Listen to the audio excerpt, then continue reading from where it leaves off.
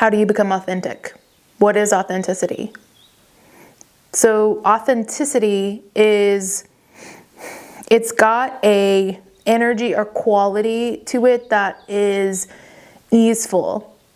It is like a state of neutral being with self.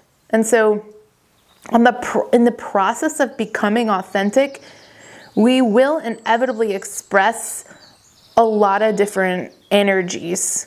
So, for example, authenticity isn't technically like the energy of, well, this is just who I am. Like, that has like a tone to it that is like defensive. So that feeling of like armoring, or that chest out feeling, like that is what I consider, and like it's a maybe a place you will go to on the path of becoming authentic as you begin to stand up for yourself and come out of patterns such as fawning, for example. But you don't want to stay there. You want to keep going, because authenticity is like, it is understanding in the complexity within yourself. It's the integration of a lot of aspects of yourself. And through that, through the shadow work and the inner child work, you integrate all these different aspects. So there is an acceptance of self within that. And that acceptance allows you to have more ease within yourself of just being and just being in the world. And then also acceptance for others. So there is a level of just peace that comes with that feeling of authenticity. And so the two really important aspects to becoming authentic is, one, honest self-reflection. And so what honest self-reflection is the ability to go into self, go into the parts within yourself and heal and integrate them back into to the whole of you. And so to authentically be able to self-reflect is the ability to see the multifaceted nature of reality and being able to work that multifaceted, like prismatic component of this work. And so one of the ways that you can start to develop that skill is to traverse different groups within the world, so you get out of your own bubble. So through that experience, you're going to interact and receive reflections from diverse groups of people. 2 is to work with a therapist or a coach or some sort of space holder, because they're going to be able to help you through the blind spots and like really open up the space for you. And so a space holder, when they're holding space, instead of like bouncing on the surface of something on one aspect, it like opens up and like time gets really still. And in there, you're going down, down, down, down, down. And when you go in and you start to like work the material and all these different like angles, and like there's all these like tendrils and these things that you're going to go down and in and alchemize through. And when you clear that energy, what happens is that congruence happens. And so congruence is when your actual feelings, your thoughts, your beliefs actually are aligned with the outward. So it's like where your inward actually aligns with your out. And so that means that if you say, well, that didn't actually hurt my feelings, like it's okay, like I understand, right? Like whatever you say, but you don't actually feel that inside, then that's not in alignment. That's not congruent. And so instead of saying something that actually isn't true, because you can't actually ultimately trick the universe, like you can't pretend like you're in alignment and you're not. And so if you were to go into that, you would go into that wound and you would see what's actually in there. And as you alchemize that, you're actually going to come into authentic, like, alignment, congruence with self.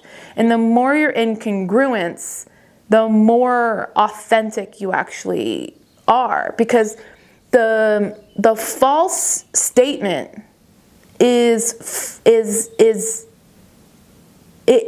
we can tell whether something is true or not in the tonality and the energy behind the words when we're talking to somebody. That's why when someone's highly masked, they don't always feel safe, and they're not very readable. And so if you ever feel like super highly confused talking to someone, it's because there isn't a lot of inner congruence.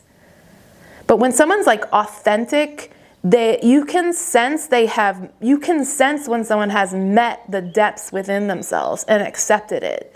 And within the depth of accepting, that person feels safe and grounded. There is a different quality to the interaction in that. And it is like their words, like you can feel when it matches their heart. Like you can literally feel it in conversation. Okay, the second aspect to becoming authentic is the process of unlearning.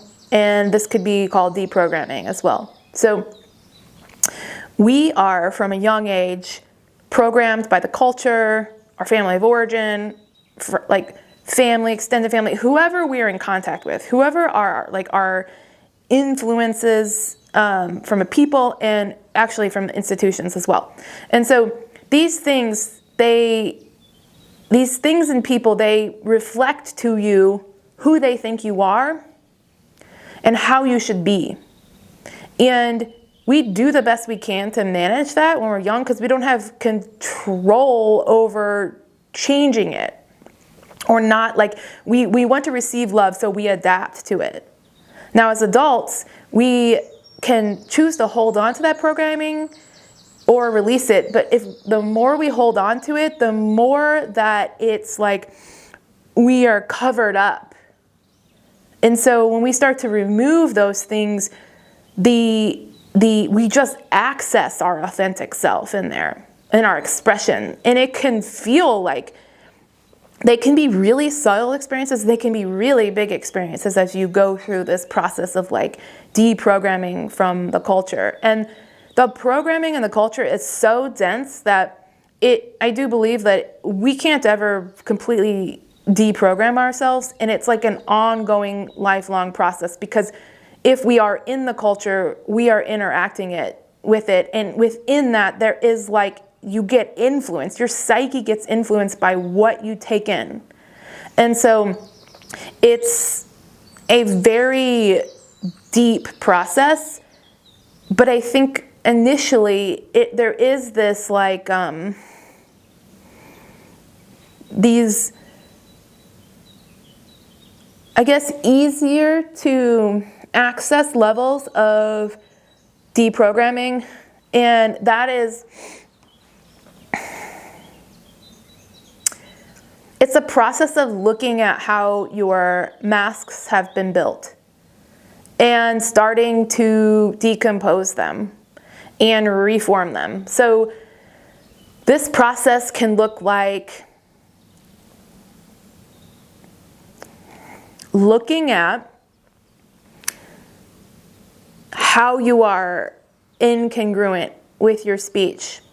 It goes back to the same thing. So if you are projecting out into the world like your business mask, for example, and you come off as wanting to be super generous and you're wanting to have like an even exchange with somebody, but if deep down you're only doing that even exchange in order to get something, that actually isn't authentic. And so to look at that means you're going to look at your shadow. It's going to be looking at that dark energy that is like wanting to get. And it's tapping into the actual true nature of what you would call like the infinity loop. It's like, but you have to be able to feel that truly in your heart. That you aren't playing this game of manipulation in there. But that it's coming from like a genuine place of reciprocity. And when you can get to that genuine place of reciprocity, you're going to feel that coherence. And that coherence is going to feel authentic. And the energy that comes from that, it's like felt. Because people can feel through your words whether you want something from them. Like you just can. And it's not that we can't ever want something. It's just these energies and these threads, when we start to examine them, they're like these shadow aspects of ourselves, the shadow behavior. And when we alchemize the shadow and take responsibility for it, then like we bring more light into our body. We bring more of this alignment, coherence, and then our authentic self is able to shine more. It's like it's felt more in the world. And like our authentic self is like becomes it, the more we tap into our authenticity, the more we become an expression of love. Because the shadow aspects of us are rooted in fear. And so as we express more love, it's like our light gets to shine more. And like the world needs us to shine our light more. Like, because when we do, we are helping to heal the world. And the world desperately needs healing. Like the collective shadow material is coming to the surface, and we're all seeing it come to the surface to be alchemized. It's like it's like we're in a birth canal, like we're squeezing it up.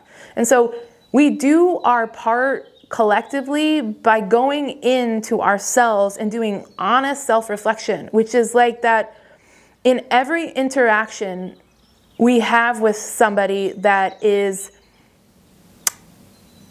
triggering or is an experience that is like, feels like there is something to look at, we have to look at what our part is in it, like every single time.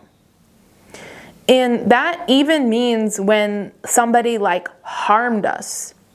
Because if we're like in conversation and someone like verbally harms us, and we fawn, for example, it's showing us and pointing us towards healing the fawning inside. It's pointing us towards establishing true boundaries. So it's always pointing to our inner child healing, pointing to the evolution of our soul.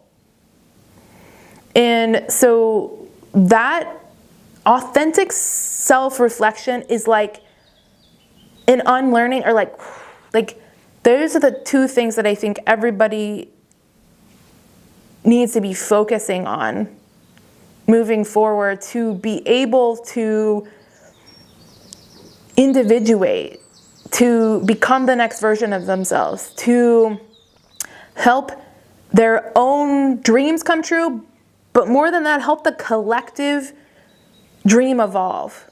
Help us as a collective evolve to a new level of consciousness. And it happens through the shadow work. It happens through being honest with where we are out of alignment.